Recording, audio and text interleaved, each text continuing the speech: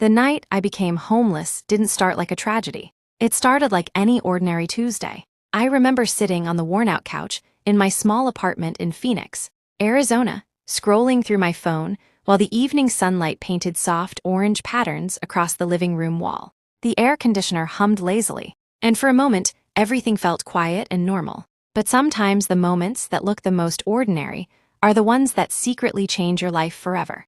My name is Emily Jones, and I'm 28 years old. Today, as I sit in my warm, peaceful home telling this story, people often see a successful businesswoman who built her own company from the ground up. They see the office, the car, the stability. What they don't see is the girl who once slept in her car in a Walmart parking lot with nothing but a blanket and a backpack.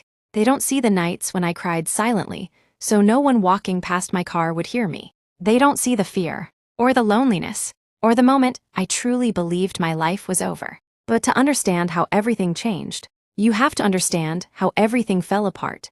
Growing up, I believed in a simple formula. Work hard, stay positive, follow the rules, and life will work out. That's what everyone told me. I grew up in a small town outside Phoenix with my mom and younger brother. We weren't rich, but we weren't poor either. My mom worked 2 jobs to keep our lives stable, and she always repeated the same sentence whenever things got hard. Emily, life will test you, but it will never break you if you keep moving. For most of my childhood, I believed her completely. I was the responsible one, the girl who finished her homework early, the girl teachers trusted, the girl who planned her future carefully. After graduating high school, I moved to Phoenix to attend community college while working part-time at a small marketing office. I wasn't dreaming about fame or luxury. I just wanted a stable life, a small apartment, a good job, maybe someday a family. For a while, it felt like everything was going according to plan. By 24, I had a full-time job as a marketing assistant. It wasn't glamorous, but it paid the bills. I had my own tiny apartment and a used Honda Civic that rattled every time I started the engine. But it was mine, and that felt like success. Looking back now, I realized something important. Sometimes life doesn't fall apart all at once. Sometimes it cracks slowly, quietly, until one day the whole structure collapses. The first crack appeared when the company I worked for suddenly lost its biggest client. I remember the day our boss called everyone into the conference room. He looked tired, not the normal tired that comes from a busy week, the kind of tired that comes from knowing bad news is coming. He cleared his throat and said something I'll never forget. "We're going to have to make some cuts." My stomach dropped. 10 people worked in that office. 3 were laid off that afternoon. I wasn't one of them, at least not yet. But the office changed after that. The energy shifted. Everyone worked twice as hard, trying to prove they deserved to stay. For 6 months, we lived under constant uncertainty. Until one morning, my boss called me into his office. The moment I saw the envelope on the desk, I already knew. I tried to stay calm as he spoke. "Emily, you're one of the hardest workers we have. But the company just can't afford this many employees anymore." I nodded slowly. My ears rang as he continued explaining severance pay and job references. But I barely heard the words, because one thought kept echoing in my mind. What am I going to do now? At first, I told myself it wasn't a big deal. Plenty of people lose jobs. I updated my resume, sent out applications, went to interviews. Weeks passed, then months. Each rejection email felt heavier than the last. My savings slowly disappeared paying rent, groceries, gas. I cut expenses everywhere I could. No eating out, no new clothes, no unnecessary spending. Still, the numbers didn't work. One afternoon, I opened my bank app and stared at the screen for a long time. Balance, $243.17. Rent due in 2 weeks. I remember sitting on my kitchen floor that day because suddenly, the apartment felt too quiet, too empty, too uncertain. That night, I called my mom. I tried to sound normal, but mothers always know. "Emily," she said gently, "are you okay?"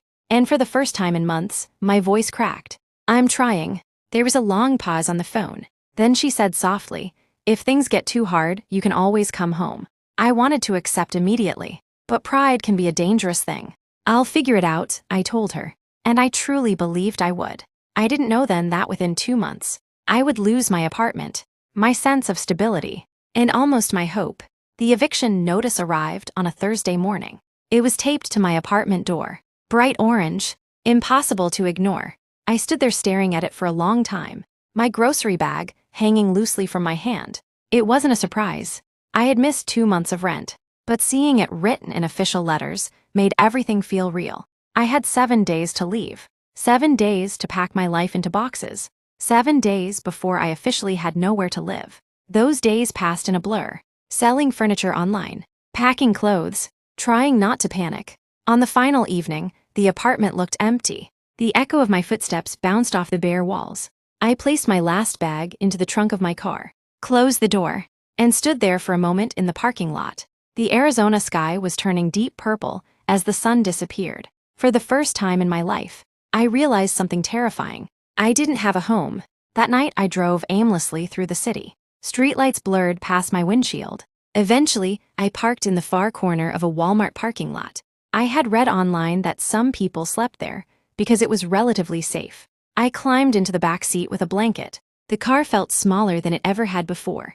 The silence felt heavier, and as I lay there staring at the dark roof of my car, one painful thought kept repeating in my mind. How did my life end up like this? I was 26 years old, homeless, and completely lost. But what I didn't know that night was that this moment, the lowest point of my life, would become the beginning of everything.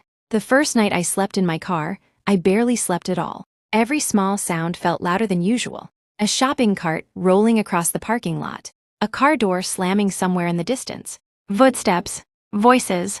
I kept checking the doors to make sure they were locked, pulling the blanket tighter around my shoulders.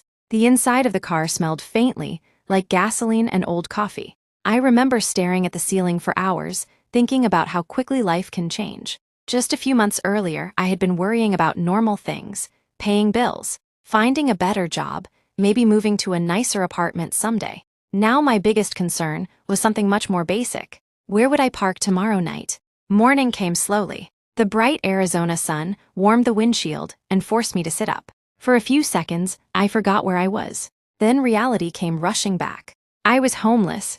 I drove to a nearby gas station, washed my face in the restroom sink, and tried to make myself look normal. That became my new routine.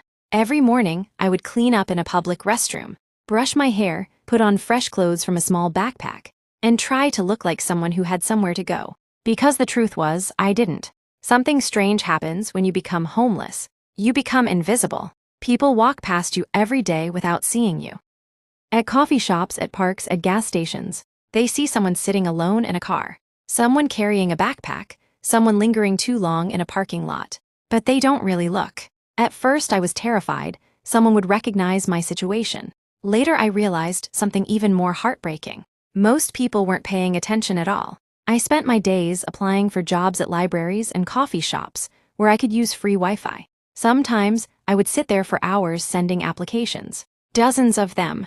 Restaurant jobs, retail stores, customer service positions, anything that would give me a chance to start over. But the rejections kept coming. Or worse, silence. Weeks passed. Money ran out completely. Some days my meals were nothing more than a cheap sandwich and a bottle of water. Yet somehow the hardest part wasn't hunger. It was the loneliness. When the sun went down and the city lights flickered on, the world around me seemed full of people returning to their homes. Families eating dinner, friends laughing together, couples watching movies on the couch. And there I was, sitting in my car in a parking lot, pretending everything was okay. There were nights I cried quietly into my blanket, not because I thought I deserved pity, but because I felt like I had failed. Failed my family, failed my younger self, failed the life I thought I was building. 3 months passed, 3 months of sleeping in my car, 3 months of uncertainty. One evening, I was sitting outside a small grocery store, finishing a job application on my phone, when suddenly my battery died. The screen went black, and something inside me broke. I leaned back in the driver's seat and just stared at the steering wheel. I felt exhausted, not physically, emotionally, mentally. I whispered something I had never said before. Maybe this is just how my life is now. That thought scared me more than anything, because once you start believing that things will never change, hope disappears, and without hope, it becomes very easy to give up. I sat there for almost an hour. Then something unexpected happened. Someone knocked on my window. I jumped slightly and looked up. A middle-aged woman stood outside the car, holding 2 grocery bags. She looked concerned. I lowered the window halfway. "Are you okay?" she asked gently. I hesitated. Most people would have said yes immediately, pretended everything was fine. But something about her kindness made my voice honest.